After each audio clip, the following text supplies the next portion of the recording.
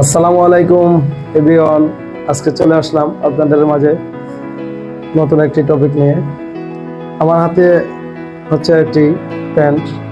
এটা মূলত এই প্যান্টটাকে জগার্স বলে। প্যান্টটি মূলত খুবই ক্রিটিক্যাল। এখানে অনেকগুলো প্রসেস আছে এবং পাশেই আছে পিছনে একটি বন পকেট, তারপরে আছে একটি এই পাশে একটি থাই পকেট এবং থাই ফেলাপ, দুপাশে দুটি থাই পকেট, থাই ফেলাপ।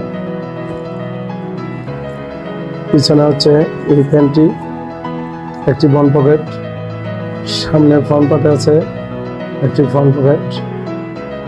তো এই প্যান্টগুলো মূলত একটা ক্রিটিক্যাল প্যান্ট, এটাকে বলা হয় জগার্স।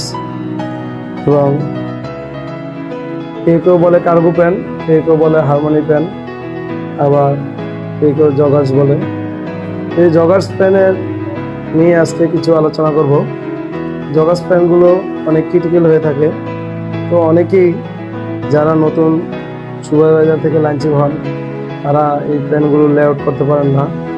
তাদের উদ্দেশ্যে আমার একটি কথা থাকবে, আপনারা যদি আপনাদের লাইনে এরকম নতুন ক্রিটিক্যাল কোনো প্যান্ট আসে, অবশ্যই প্রথমে আপনারা আপনাদের স্যাম্পলটি দেখবেন যে ওই স্যাম্পলে কী কী আছে। তারপরে আপনাদেরকে একটি পেপার লেআউট দেওয়া হবে যে ওই প্যান্টটি লেআউট করার জন্য। সেই লেআউট অনুসারে এবং আপনারা এই স্যাম্পল মিলিয়ে আপনাদের লাইনের লেআউটগুলো করবেন, যেন আপনাদের কোথাও কোনো ভুল না হয়। আশা করি আমার কথাগুলো সবাই বুঝতে পারছেন। ধন্যবাদ সবাইকে।